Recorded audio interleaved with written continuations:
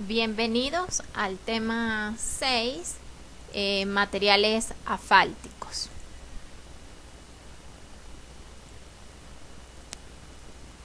A continuación, les doy a conocer un poco sobre la historia del asfalto en Venezuela. Según documentos escritos, se sabe que ya para la época de la colonia, en muchas partes del territorio venezolano, especialmente en la región oriental y occidental, habían brotes de petróleo, ¿sí? Así lo hizo saber Alejandro Humboldt y Aimé Bonpland en su viaje de 1800 a Venezuela, donde realizaron una lista de los depósitos naturales de asfalto. Dentro de los avances que se presentaron para la época, es bueno saber que la primera empresa formalmente establecida en el territorio para la explotación, para la exploración, explotación, comercialización de petróleo, fue Petrolia, la compañía minera Petrolia, a cuyos dueños, cuyos socios, el Estado les dio una concesión en el año 1878. La empresa estuvo en operación hasta el año de 1934. Luego, debido al boom petrolero y a todas las actividades desarrolladas para el momento, se establecieron muchas empresas más, como Caribbean Petroleum, Venezuela Oil Concesiones, todas en su mayoría enmarcadas por la Shell, ¿sí? Dirigidas por la Shell, hasta que en 1975 el Estado institucionalizó todos los procedimientos referentes a la extracción, refinación y mercadeo del petróleo en Venezuela, y funda a PDVSA en 1975. Y bueno, a partir de ese momento, la explotación y las actividades petroleras han estado a cargo de dicha empresa. Es importante que ustedes manejen un conjunto de términos, ¿sí? Que se los dejo acá. Por ejemplo, la definición de petróleo, que es un material natural de consistencia viscosa, formado por la mezcla de hidrógeno y carbono, ¿sí? Con diferentes contenidos de azufre, nitrógeno y oxígeno. El bitumen es una mezcla de hidrocarburos acompañados con derivados no metálicos, ya sea en estado líquido, gaseoso, semisólido o sólido, ¿sí? Que son solubles en bisulfuro de carbono. Y los asfaltos son aquellos materiales cementantes de color oscuro, de una consistencia variable entre sólida y líquida, donde los principales componentes son los bitúmenes. Y estos asfaltos son obtenidos como producto de todo un proceso, ¿sí? De refinación, y ya son el residuo de este proceso. También están en forma natural, se pueden. Los materiales bituminosos poseen una medida de densidad del crudo como tal, denominada grado API. El grado API se calcula a través de esta expresión, donde GB es el peso específico relativo del bitumen, y entre mayor sea el grado API, indica que el material es más ligero, ¿sí? Por ejemplo, los asfaltos, que son materiales pesados, el API se ubica entre 5 y 10, mientras que la gasolina y otros productos derivados, el API se ubica en 55 grados. Ok, hablemos sobre el asfalto, ¿sí? Los materiales asfálticos sabemos que son muy utilizados en el área de vialidad. ¿Por qué? Bueno, porque tienen características particulares. Por ejemplo, son materiales cementantes y son materiales termoplásticos. Es decir, varían su estado, su consistencia en función a la temperatura a la que están sometidos. También son materiales muy impermeables y duraderos en el tiempo, ¿sí? Son materiales que, a pesar de estar expuestos a las condiciones ambientales tan fuertes y abrasivas, son materiales que resisten.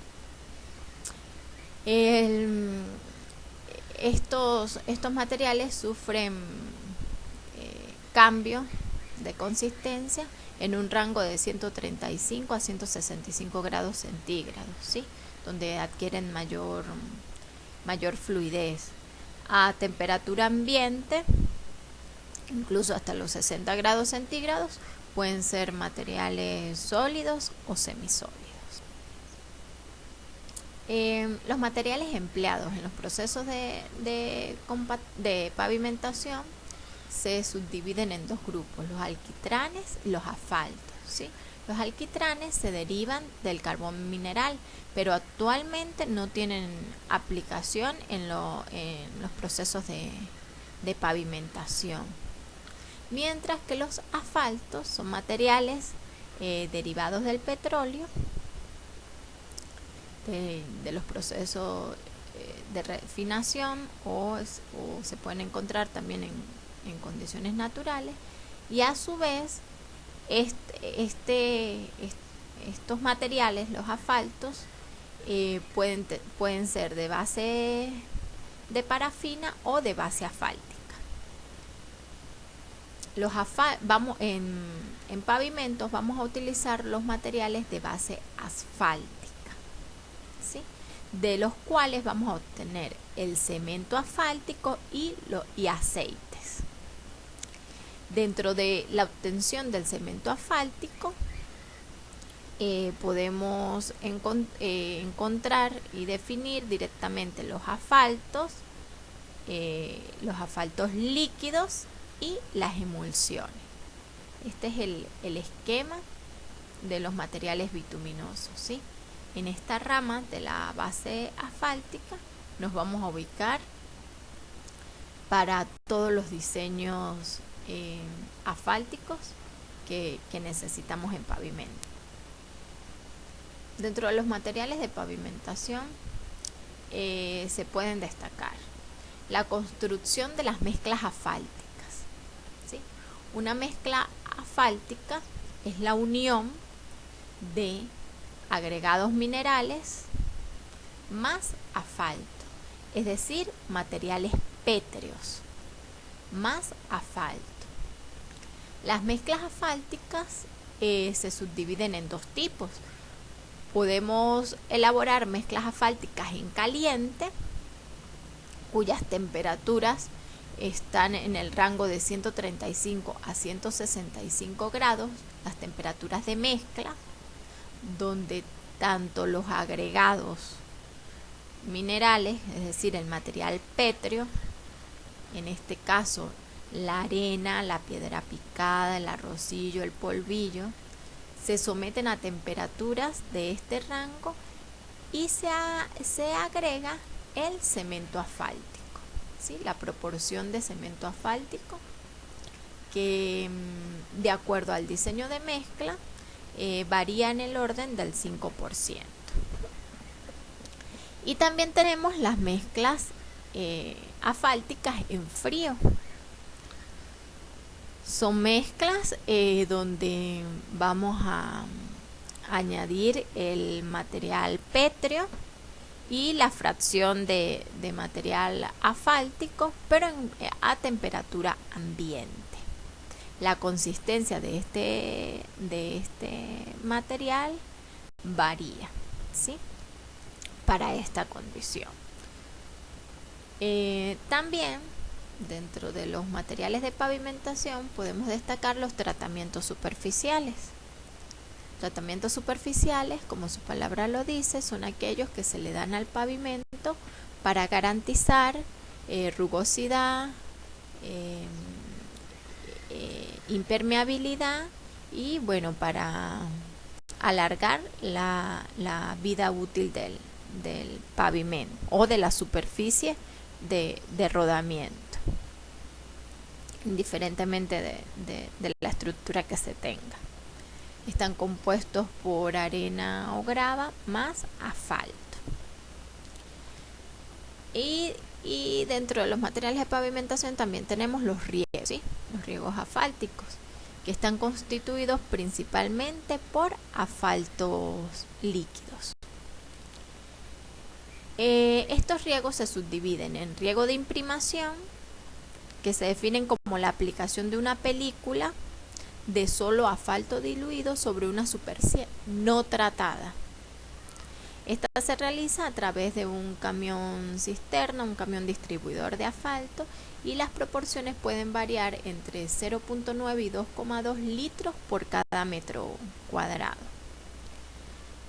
La diferencia fundamental entre el riego de imprimación y el riego de adherencia es la superficie sobre la cual es aplicada, ¿sí? Por ejemplo, sobre la cual es aplicado el riego. Por ejemplo, el riego de adherencia es una película que se aplica sobre una superficie de una mezcla asfáltica de un suelo ya tratado o pavimento de concreto. Esa es básicamente la diferencia, mientras que en el de imprimación es sobre una superficie no tratada. Las proporciones del riego de adherencia varían en el rango de 0,15 a 35 litros de asfalto líquido sobre metro cuadrado. Okay. A continuación vamos a hablar sobre los procesos de refinación del petróleo. Industrialmente existen 3 procesos fundamentales. El primero de ellos es la refinación por destilación o vapor y vacío. Este es el método más utilizado, ¿sí? para el tratamiento de los crudos. En este caso, el crudo se somete a ciertas condiciones de temperatura, tanto a presión barométrica normal como con aplicación de vacío, y se le da un cambio físico al petróleo. Este cambio físico consiste en fraccionar cada uno de sus componentes, ¿sí? Las fracciones o cortes se obtienen en función a la variación de la temperatura. Por ejemplo, acá podemos ver en función a la temperatura aplicada las fracciones que se obtienen del crudo.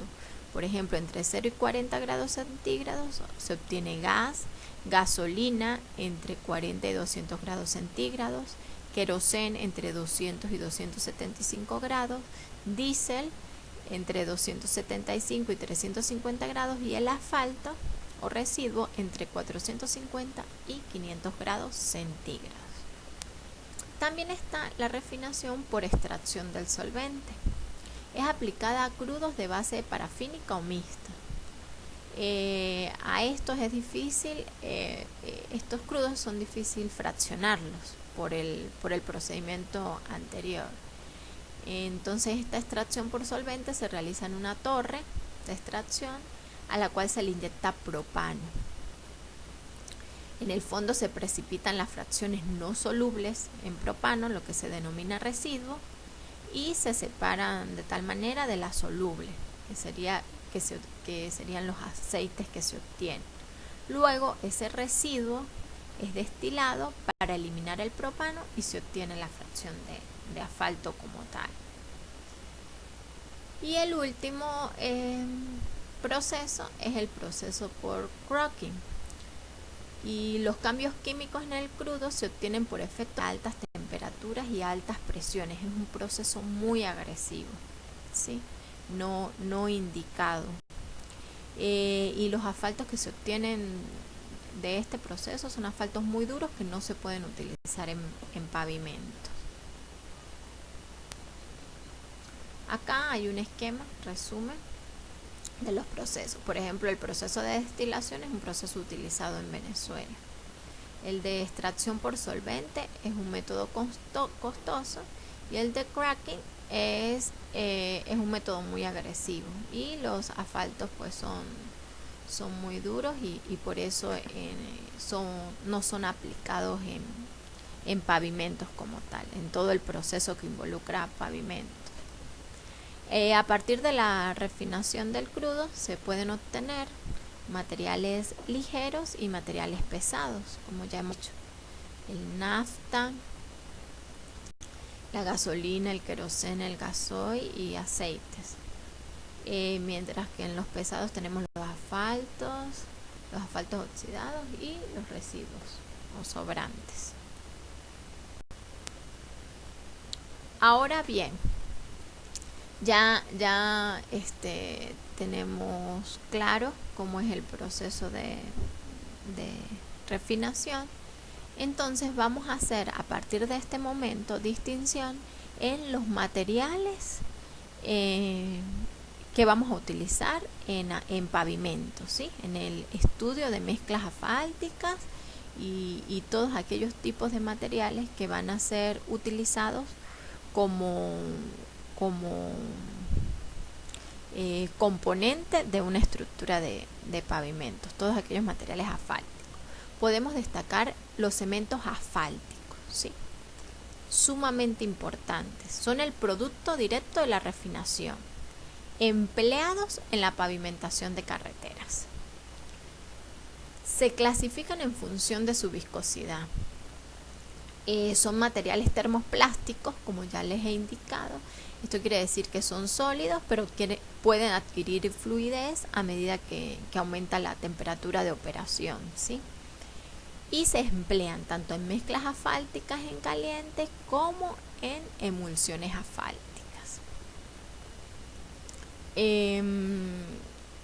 La composición del cemento asfáltico, dentro de su composición se distinguen los asfaltenos, que es la parte no soluble, la que le imprime ese color oscuro, y los maltenos, que está representado por los aceites y las resinas.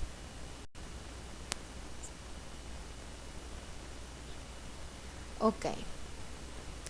Ensayos normalizados de control de calidad de los asfaltos líquidos. Hay un conjunto de ensayos que permite ubicar este material en función a especificaciones ya normadas, permite ubicarlos dentro de las mezclas como tal. Por ejemplo, tenemos los ensayos de consistencia o viscosidad. Ellos permiten determinar el grado de fluidez del material asfáltico a una temperatura determinada. Está el ensayo de viscosidad cinemática y de viscosidad absoluta.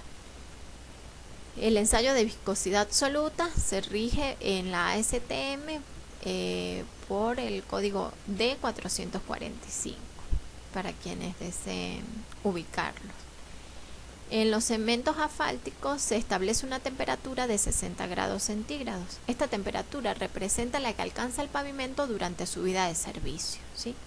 Y al conocer la viscosidad de este cemento asfáltico, se determina si el ligante que estamos seleccionando es adecuado o no para el pavimento que vamos a diseñar. Eso depende de las condiciones ambientales y de la temperatura bajo la cual va a estar sujeto este pavimento. Depende de la zona donde se va a construir. En el ensayo de viscosidad absoluta se va a utilizar el viscosímetro de tubo capilar en un baño de temperatura constante y es un ensayo al vacío. También se puede utilizar el viscosímetro de vacío del Instituto del Asfalto. El procedimiento, bueno, En el viscosímetro se monta en un baño de agua hasta alcanzar una temperatura de 60 grados centígrados. El cemento asfáltico es calentado a esa misma temperatura por un intervalo de 1 minuto y se vierte en la parte ancha del tubo capilar. Luego se aplica vacío en el extremo del tubo para que fluya, para que el cemento asfáltico fluya, y se toma el tiempo que tarda en pasar por las marcas establecidas por el equipo. Este tiempo se multiplica por el factor de calibración del equipo y se obtiene la viscosidad absoluta en poises o centipoises. El ensayo de viscosidad cinemática se establece en el sentido de que el cemento asfáltico opera a una temperatura de 35 grados centígrados, en el orden de 35 grados centígrados, durante el proceso de mezclado y de compactación. Por eso se realiza esta temperatura, para simular las condiciones, tanto en el proceso de mezclado como de compactación.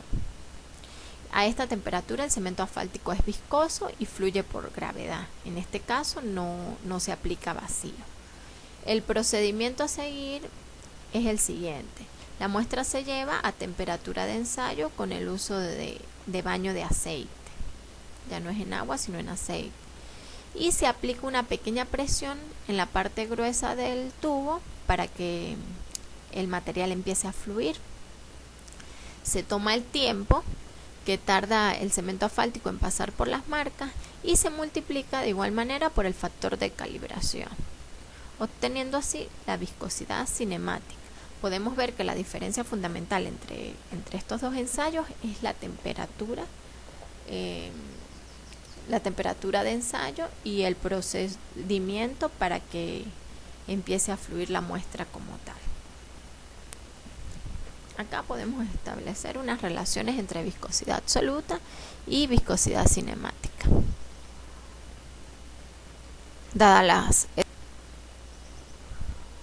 Otro ensayo que se le aplica al cemento asfáltico es el ensayo de penetración. Y el objetivo de este ensayo es determinar la dureza del cemento asfáltico que estamos utilizando. ¿Cómo? Midiendo la distancia que una aguja normalizada penetra, la distancia que una aguja penetra a la muestra, ¿sí? Esta aguja está sobre una base, un vástago, y posee una pesa que ejerce una carga. Es de 100 gramos y la misma se deja penetrar por un tiempo de 5 segundos. Las unidades del ensayo son décimas de milímetro, ¿sí? Lo que logramos medir en cuanto a la penetración de esta aguja en la muestra de suelo. De acuerdo a esa penetración, el cemento asfáltico se clasifica como un 40-50, 60-70, 85-100, 120-50 o 200-300. A medida que el asfalto es más duro, pues el valor de penetración es menor.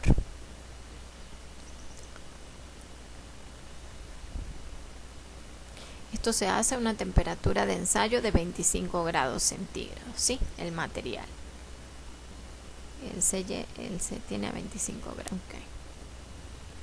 Otro ensayo normalizado es el ensayo de punto de ablandamiento, que la ASTM lo distingue bajo el código DD 2398. Este ensayo permite conocer el índice de susceptibilidad de un material ante las variaciones de temperatura en un rango entre 20 grados centígrados y 80 grados centígrados. El objetivo como tal es determinar la temperatura a la cual dos esferas de acero colocadas sobre un anillo, sobre los anillos que poseen material asfáltico, logran bajar 1 pulgada, ¿sí? La temperatura, aquí podemos observar las esferas sobre los anillos. Entonces, en el punto en el que ellas empiezan a fluir, a ceder y alcanzan 1 pulgada de desplazamiento, bueno, ese es el punto, esa es la temperatura de calentamiento que genera el punto de ablandamiento.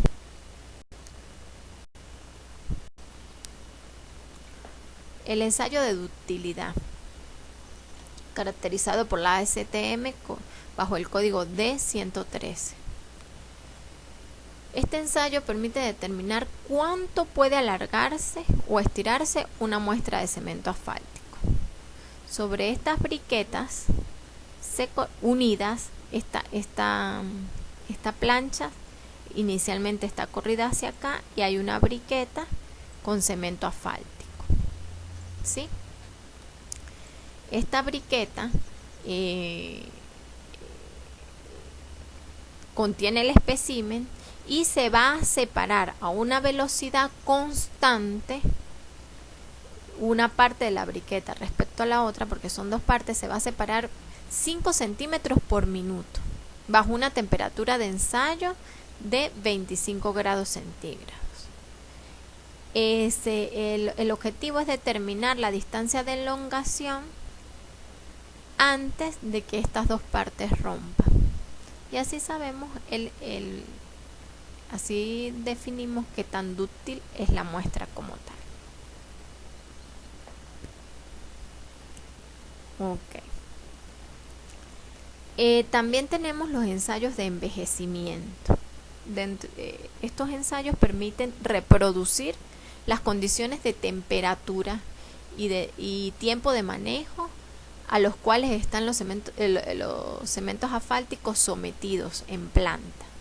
Básicamente, los ensayos que a continuación les voy a explicar no dan resultados directos. Ellos lo que buscan es simular las condiciones de envejecimiento del material asfáltico durante el proceso de manejo, ¿sí? de la mezcla como tal.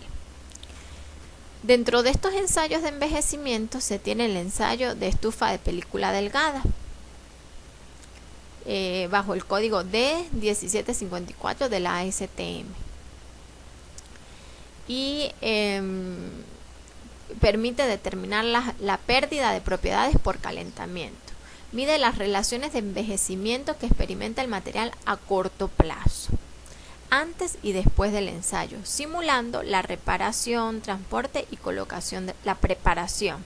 Aquí es preparación, transporte y colocación de la mezcla. El ensayo consiste en colocar una muestra de 50 gramos en un recipiente de 13,97 diámetros, con un fondo de 3 milímetros. Aquí podemos ver el plato. Tiene esas características de diámetro y de profundidad. Esta muestra se coloca sobre un plato giratorio, sobre un soporte giratorio dentro de un horno a 163 grados centígrados durante 5 horas. Luego extraemos esta muestra del horno. Bajo estas condiciones ya la muestra está envejecida, la muestra de cemento asfáltico ya está envejecida, y se somete a los ensayos de viscosidad y de penetración para observar cómo cambiaron las propiedades del cemento asfáltico de una condición inicial a una condición ya envejecida, afectada por la temperatura, que es lo que sucede en planta en el proceso de. También está el ensayo de estufa de película delgada rodante, bajo el código D2872 de la ASTM. El procedimiento se rige y básicamente va a medir las relaciones de envejecimiento que experimenta el material. Se ejecuta de igual manera en un horno a 163 grados centígrados, dentro del cual se colocan unos frascos de vidrio con muestras del material, y estos van girando y rotando. Este tubo se pasa frente a un chorro de aire caliente que remueve cualquier vapor acumulado, y el tiempo de ejecución es 75 minutos. Acá podemos ver el horno y y cómo van dispuestas cada una de las muestras. Acá la diferencia es que la muestra como tal rota y se va inyectando aire para eliminar cualquier vapor de agua. De igual manera da valores indirectos que permiten ser comparados con las iniciales del material, del cemento asfáltico. También se tienen dentro del control de calidad de los cementos asfálticos los ensayos de pureza. Estos permiten determinar la cantidad de cemento asfáltico que contiene el betún.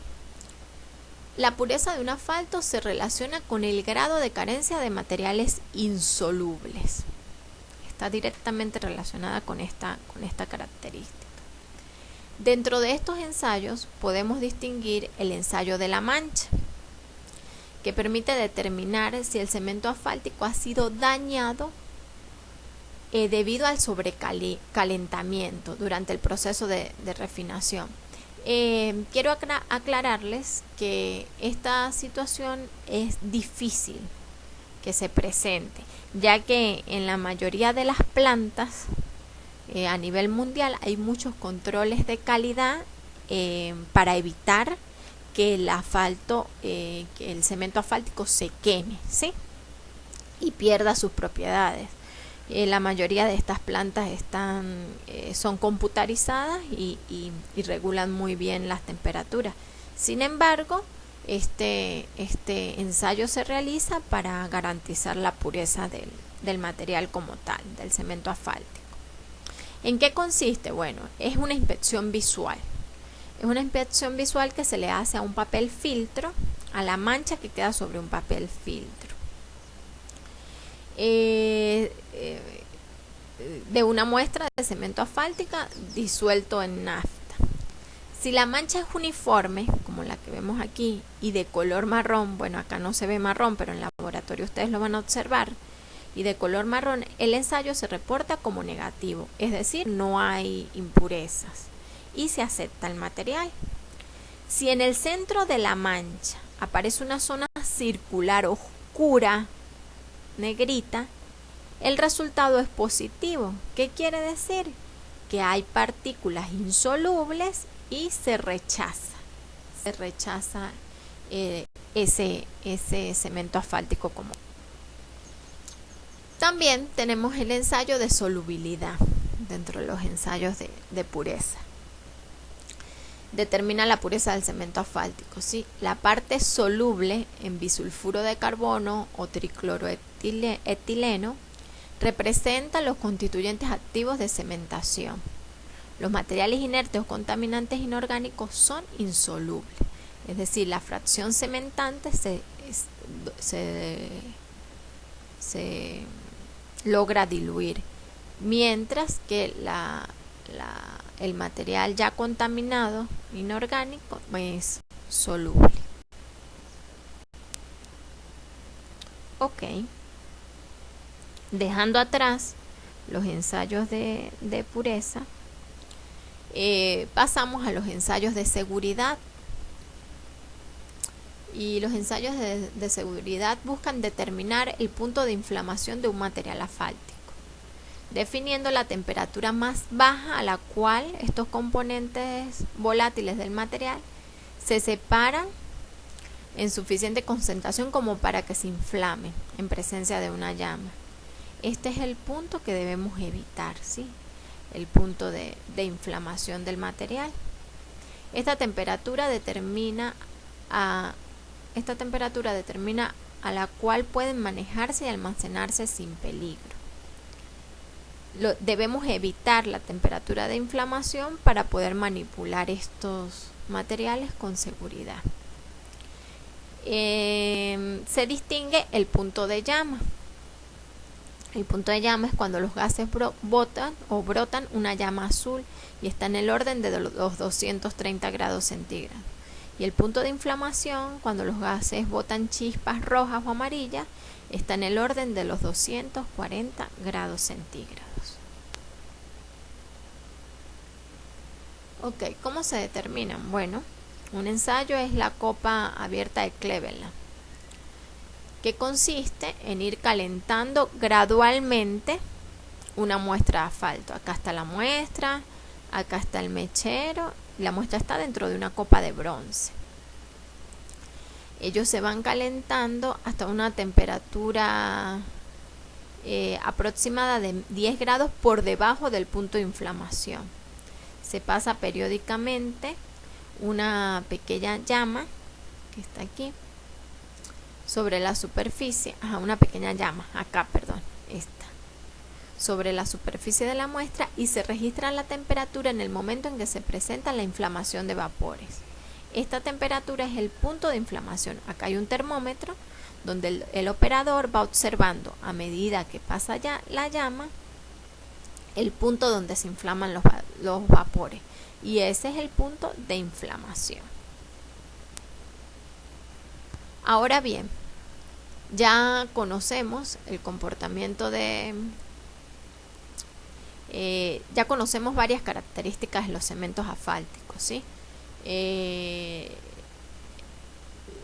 Los ensayos que se aplican para el control de calidad al cemento asfáltico. Ahora vamos a conocer la clasificación del cemento asfáltico. Hay varios métodos. Les presento de manera resumida los siguientes. El método de viscosidad. Según su viscosidad natural, a 25 o a 60 grados centígrados, que ya sabemos cómo se determinan por los ensayos de viscosidad, el cemento asfáltico se clasifica de la siguiente manera: como un AC25, AC5, AC10, AC20, AC40 en unidades de Poisses. El número indica la viscosidad del material. Entre el número sea más grande, más duro es el cemento asfáltico, ¿sí? También está el método de la viscosidad del residuo envejecido, basado en el ensayo de envejecimiento RTFO y en unidades de Poisses, y en función a estos resultados del ensayo de envejecimiento obtenemos el tipo de cemento asfáltico. Entre mayor sea el número, más duro es el cemento asfáltico con el cual estamos trabajando. Se clasifican también en función al ensayo de penetración, según su viscosidad natural a 25 o 60 grados centígrados. Tenemos los asfaltos blandos y duros. A medida que se incrementa el valor de penetración, el asfalto es más blando.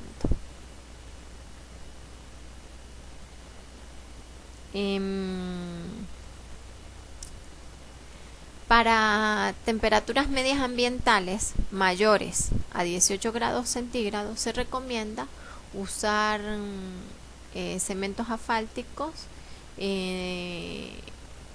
más duros, ¿sí? De número 40-50 o 60-70. Si la temperatura medioambiental es menor a 18 grados centígrados, se pueden usar los asfaltos 60-70 o U85-100. Tanto la viscosidad como el ensayo de penetración están en función a la dureza de los cementos asfálticos como tal. Otro sistema de clasificación es el método SuperPay, que toma en cuenta el tránsito y las condiciones ambientales bajo las cuales estará sujeta el cemento asfáltico. Para temperaturas bajas, el cemento asfáltico se comporta como un sólido, ¿sí? Que se puede fracturar o partir con la aplicación de las cargas, mientras que a temperaturas altas el cemento asfáltico se comporta como un fluido que simplemente no va a soportar las cargas. Acá podemos observar los grados a altas temperaturas y los grados respecto a bajas temperaturas. ¿Cómo se caracteriza por el método SuperPay un cemento asfáltico? como PG, que es el grado performance, el grado de comportamiento. 46 indica la temperatura máxima en grados centígrados que no permite comportarse como fluido. Y 34 representa la temperatura mínima en grados centígrados sin ser muy rígido, sin que llegue a fracturarse. Es decir, está el grado de comportamiento y la temperatura máxima y mínima tolerable para ese cemento asfáltico. Ejemplo, acá tenemos un asfalto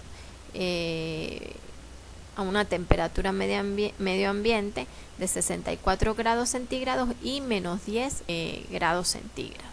Entonces lo caracterizamos como un PG 64 menos 10.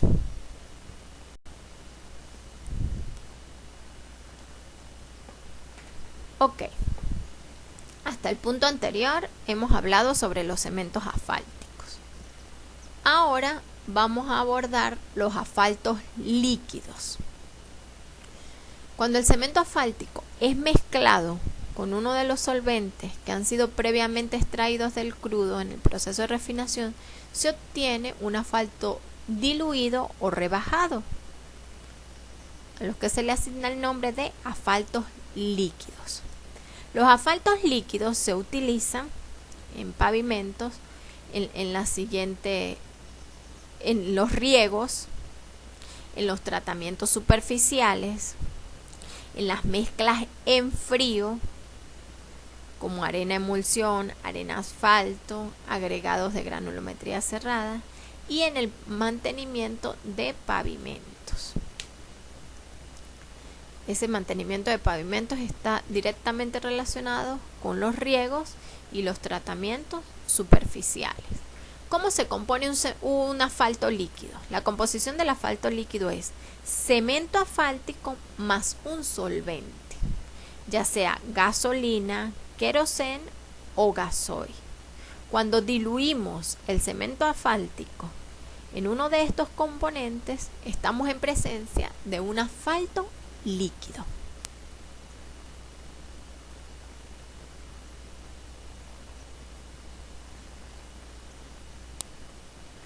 Dentro de los ensayos normalizados de control de calidad de asfaltos líquidos tenemos el ensayo de destilación.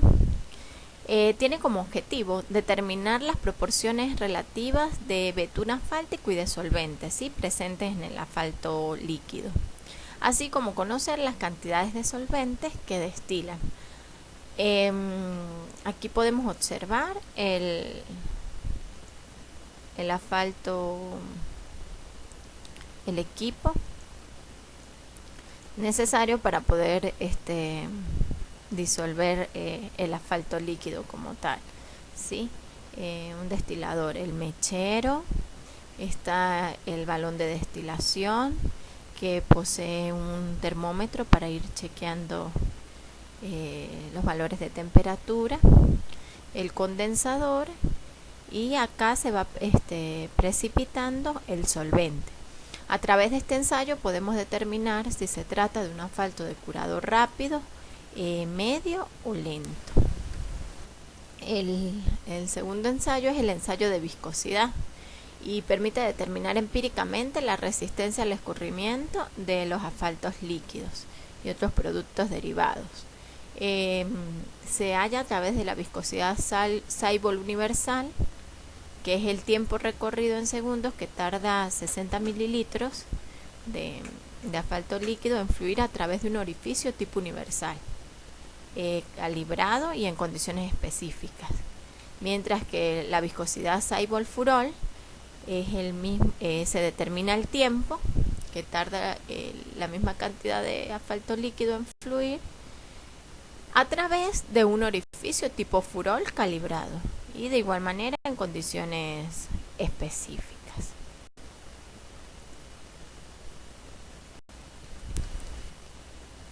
Ok, esos serían los principales ensayos que se le realizan a los asfaltos líquidos.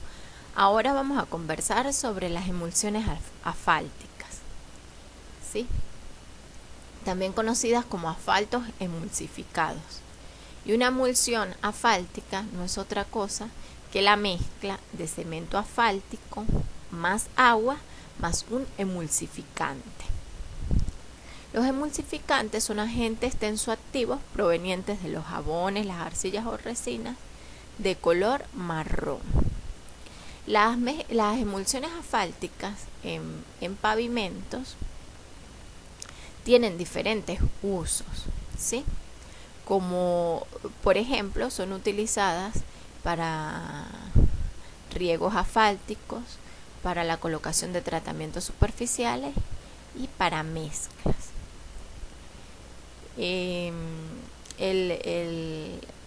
Una de las características fundamentales es que el asfalto se pasa el asfalto caliente por un molino que saca esferas de asfaltos de diámetros que van entre 1 y 10 micras de diámetro.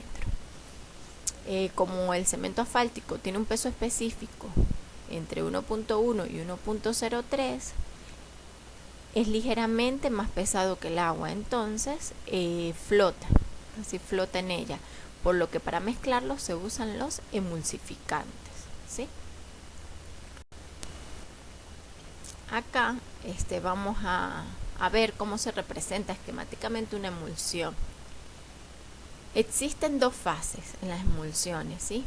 Una discontinua o dispersa y la otra fase que es continua o dispersante. Esto está en función a si la emulsión es directa o es inversa. Por ejemplo, veamos la fase continua. El betún, en este caso, acá el agua es la fase continua y el betún es la fase dispersa, ¿sí? Estos glóbulos que se ven aquí, representa la fracción asfáltica, el betún. Acá estaríamos en presencia de una emulsión directa, donde la fase continua es la que está en mayor proporción. Y el betún son glóbulos o partículas en suspensión que se encuentran en ella. En este caso tenemos una emulsión inversa. En el caso de una emulsión inversa, el betún representa la fase continua, es decir, la que está en mayor proporción, mientras que el agua representa la fase dispersa. Acá, en la emulsión inversa, prevalece la presencia de betún, mientras que en la emulsión directa prevalece la fase continua representada por agua. Las emulsiones utilizadas en vialidad son del tipo directa, este tipo de emulsión. Estas emulsiones asfálticas son sistemas coloidales. En la superficie interfacial del glóbulo de asfalto y el agua, las fuerzas de enlace no están compensadas y poseen cargas libres que predominan sobre las gravitatorias y son compensadas por el emulgente, es decir, por el emulsificante. Acá predominan las cargas eléctricas, por eso es que las partículas no se precipitan por gravedad. Entonces, si está en un medio continuo, donde de forma dispersa se encuentra el betún. Para lograr la mezcla se introduce cemento asfáltico en un molino coloidal. Este es el procedimiento general para obtenerlo. Que al salir son cubiertas por un emulsificante. Esas partículas de cemento asfáltico son cubiertas por un emulsificante de tal manera que floten en el agua sin agruparse, sin formar coágulos. Cuando los glóbulos se coagulan, aumentan la viscosidad del líquido y se genera la rotura de la emulsión. Es decir, el emulsificante hace que estas partículas floten, ¿sí?, en el agua de forma independiente cada una. ¿Cuándo se presenta la rotura de la emulsión? Cuando ya estas partículas aumentan su viscosidad y empiezan a unirse, a agruparse. La velocidad de la rotura depende del tipo de emulsión. Por ejemplo, hay tres tipos de emulsión. La de rotura rápida rompe al simple contacto entre el material asfáltico y la superficie sobre la que se coloca. La de rotura media rompe durante la mezcla del agregado y la emulsión. Y la de rotura lenta, su proceso de rotura inicia por la evaporación del agua. Acá tenemos un esquema de la clasificación de las emulsiones.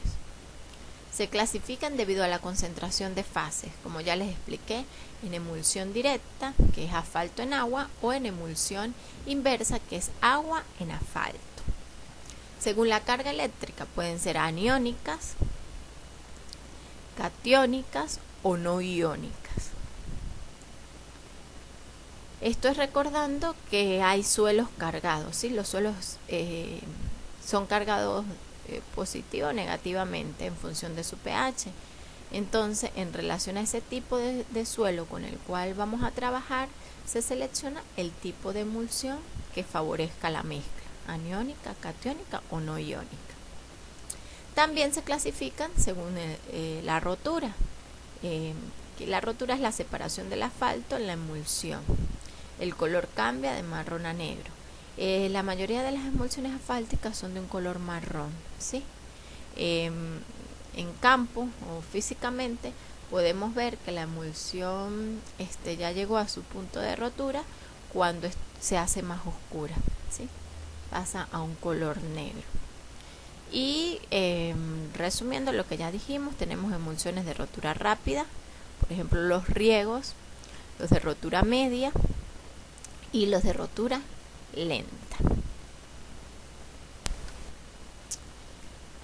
Ok, las emulsiones según su carga eléctrica las podemos también clasificar en aniónicas y catiónicas, ¿sí?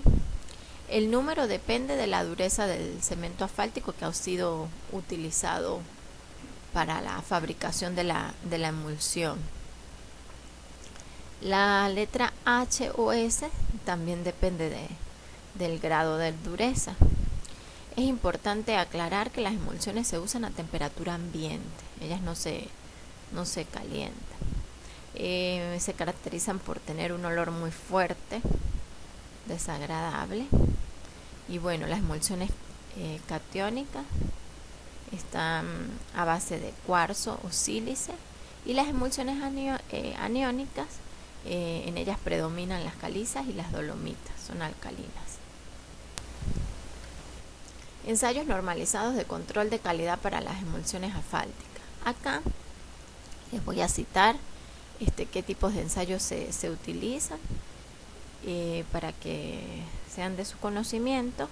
En el laboratorio actualmente no contamos con los materiales y con los recursos necesarios para realizar este tipo de ensayos. No tenemos emulsiones asfálticas. Está el ensayo de destilación, que es un ensayo que permite determinar las proporciones de cemento asfáltico y de agua presentes en la muestra de emulsión. Está el ensayo de residuo de evaporación y permite determinar el residuo de las emulsiones asfálticas en porcentaje mediante la evaporación de los componentes. El ensayo de cargas eléctricas, se introducen unos electrodos en un vaso precipitado y podemos observar cómo hay tendencia en la unión de los iones hacia el lado positivo o negativo. Esto nos permite determinar si la emulsión es aniónica, catiónica o no iónica. El ensayo de viscosidad a 25 y 60 grados centígrados.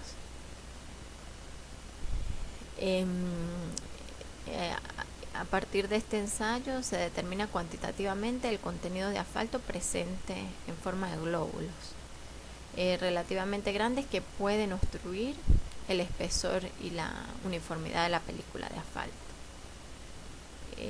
dependiendo del tipo de agregado pétreo que se utilice para ella. Básicamente determina las proporciones, ¿sí?, de los materiales a utilizar. Y el ensayo de residuo asfáltico en emulsiones, a través de los ensayos de destilación y de evaporación se conoce la cantidad de cemento asfáltico en la emulsión y la cantidad de agua. Entonces el residuo de cemento asfáltico, a ese residuo se le evalúa o se le hace un control de calidad. Luego que logramos determinar la proporción, luego que destilamos y logramos determinar la proporción de cemento asfáltico, a ese cemento asfáltico le vamos a analizar la penetración, el peso específico, la solubilidad y la ductilidad.